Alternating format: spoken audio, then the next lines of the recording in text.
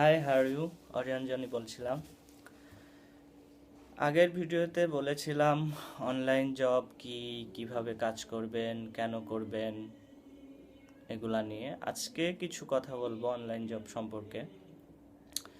এর মাঝে কয়েকজন আমাকে কোশ্চেন করছে যে ভাই, অনলাইন জবে কি নিয়ে, কোন বিষয়ের উপর কাজ করব, বা তারা জানেই না যে তারা কি করবে। মানে অনলাইন জব করবে, ঠিক আছে, আগ্রহ আছে, কিন্তু কোন কাজ করবে, কিভাবে করবে, কিছুই বুঝছে না। তো আহ, আজকে আমি কিছু কথা বলবো। যেমন ধরেন, অনলাইনে অনেক ধরনের কাজ আছে। ডিজিটাল মার্কেটিং, তারপর সার্চ ইঞ্জিন অপটিমাইজেশন, তারপর web development, web design, software নিয়ে কাজ করা, কন্টেন্ট রাইটিং, বিভিন্ন বিভিন্ন হাজার হাজার রকমের কাজ আছে। এখন আপনাকে একজন একটা ভাই আমাকে, এক ছোট ভাই আমাকে নক করলো, নক করে বলছে যে ভাইয়া, আমি কি কাজ করব? আমি বললাম, তুমি ফার্স্টে এসইও শুরু করতে পারো, সার্চ ইঞ্জিন অপটিমাইজেশন, এটা শুরু করতে। বলে এটার পেমেন্ট কেমন? বলে এটা তুমি যদি এক্সপার্ট হও তাহলে অবশ্যই তোমার পেমেন্ট ভালো হবে। দেখা যাচ্ছে আওয়ারলি $10 পর্যন্ত, $12 পর্যন্ত তুমি নিতে পারবা পেমেন্ট। আর যদি তুমি একটু কম এক্সপার্ট হও, বা তোমার কাজের মান যদি খারাপ হয়, তাহলে তুমি $4-5 বেশি পাবে না। সো সে বলল ঠিক আছে। তো 2-4 দিন এসইও দেখার পরে আমি কিছু হেল্প করলাম। সে 3-4 দিন এসইও দেখার পরে, এসইও নিয়ে কাজ করার পরে সে বলছে যে ভাই, এমন কি আছে যেটার পেমেন্ট ভালো? মানে যেটার পেমেন্ট ভালো সে সেটা নিয়ে কাজ করতে চাচ্ছে। কিন্তু এখানে একটা কথা বলে রাখা ভালো, পেমেন্টের দিকে আপনারা তাকাবেন না। পেমেন্ট, টাকা কত, কোনটার কেমন, এটা কোনো ফ্যাক্ট না। ফ্যাক্ট হচ্ছে, আপনি যদি ওই কাজটা ভালোবাসেন, আপনি যদি ওই কাজটা করতে চান বা করতে ভালোবাসেন, একটা কাজের ভেতরে যখনই আপনি ভালোবাসা নিয়ে আসবেন, ভালোবেসে করবেন, তখন দেখবেন ওইটা করতেই ভাল লাগবে, করতেই ভাল লাগবে। তাছাড়া দেখা যাচ্ছে আপনি একটা জব করেন, আপনি জাস্ট টাকার জন্য জব করেন, তাহলে কিন্তু আপনি ওই জবটা আপনার ভালো লাগবে না। যেমন আমার এক বড় ভাই আছে, তিনি একটা ভালো একটা কোম্পানিতে, প্রাইভেট কোম্পানিতে, মাল্টিন্যাশনাল কোম্পানিতে জব করতো। তো তার স্যালারি অনেক, 1.5-2 লাখ টাকা। তো হঠাৎ করে একদিন সে জবটা ছেড়ে দিছে। আমি বললাম, কি কি ব্যাপার ভাই, জব ছেড়ে দিলেন, ব্যাপার কি? তো বললো, হ্যাঁ, জব ছেড়ে দিছি, আরেকটাতে ইন করছে। আমি বলি, মানে কোনটায়? বলে, আমি একটা স্কুলের টিচার টিচার হয়েছি। বলে, টিচার হয়েছেন, ওই জব ছেড়ে দিয়ে মানে কি?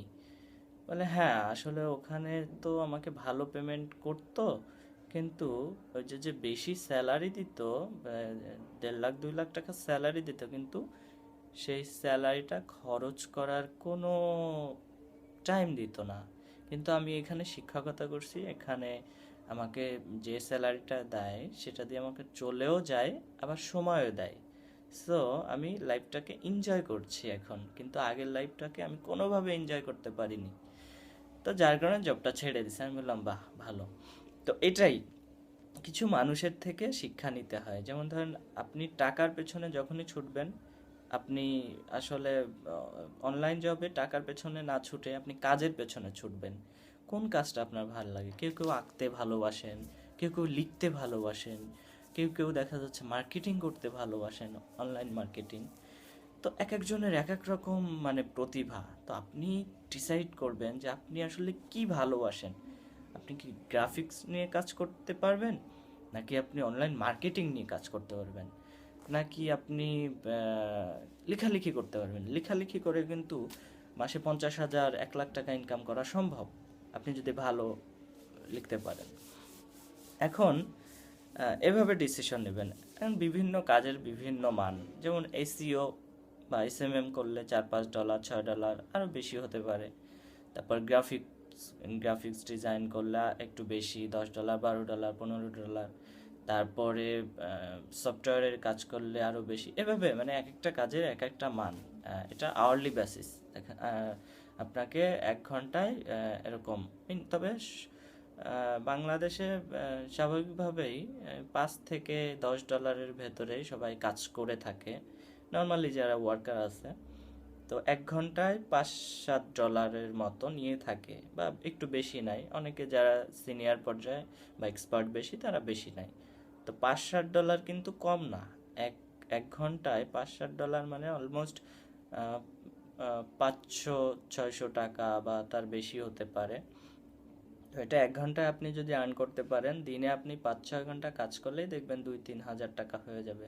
সো 2-3 হাজার টাকা দিনে হলে আপনার চোখ বুজে, আপনি যদি একটা বিষয়ের উপর দক্ষতা লাভ করতে পারেন, চোখ বুজে আপনি 50-60 হাজার টাকা ঘরে বসে ইনকাম করতে পারবেন। আপনার অফলাইন জবের জন্য বাইরে গিয়ে ওই গুলিস্তান, ওই মগবাজার, ওই বাড্ডা গিয়ে আপনার জ্যামে বসে থাকতে হবে না, আর দেশকে খারাপ কিছুও বলতে হবে না। আপনি এই টাকাগুলা বিদেশ থেকে আনতে পারবেন, এবং সেটা যখন আসবে কিছু টাকা আপনার ব্যাংক কেটে রাখবে চার্জ হিসেবে, বা সরকারের কিছু আয়কর হিসেবে এটা কেটে রাখবে। সো আপনি যখন কাজ করবেন, আপনি যখন বাহির থেকে টাকা ইনকাম করবেন, আপনি কিন্তু একজন মানে আপনি আলটিমেটলি দেশকে আপনি কিছু দিচ্ছেন। সো স্বাবলম্বী হওয়ার চেষ্টা করেন, কিছু করার চেষ্টা করেন। শুধু শুধু বিভিন্ন সোশ্যাল সাইটে হজবর ল টাইপস কিছু না করে, এদিক ওদিক ঘোরাঘুরি না করে কিছু কাজ অন্তত করার চেষ্টা করেন। আমরা সারাদিন দেখা যাচ্ছে ফেসবুক নিয়ে পড়ে থাকি, এটা করি, চ্যাট করি, সারাদিন ফেসবুকে চ্যাট, এই ভাইবারে কথা, এই ইমোতে ফোন, এই লাইভ ভিডিও, এই অনেকেই আছেন। সো এগুলা বাদ দিয়ে আমরা কিছু কাজ করার চেষ্টা করি। কাজ করলে মন ভালো থাকে, ফ্যামিলি আপনাকে সাপোর্ট দিবে। আর ছেলেদের জন্য তো মানে যারা কাজ করবে তারা তো হিরো, তাদের পেছনে মেয়েরা আরো ঘুরঘুর করবে। আর মেয়ে মানুষ কাজ করা মানে ও মাই গড, মানে মেয়েরা এখন ইদানিং মেয়েরা অনলাইন জবে এত বেশি ঝুঁকে পড়েছে, এবং এরা খুবই স্বাচ্ছন্দ্য বোধ করে, কারণ অফিসিয়াল কোনো ব্যাপার স্যাপার না। আপনি একটা ক্যাজুয়াল একটা ড্রেস নিয়ে, একটা কম্পিউটার নিয়ে বসে ইন্টারনেটের মাধ্যমে কাজ করছেন। সো আপনাকে বুঝতে হবে যে এটা কত মানে ভালো একটা বিষয়।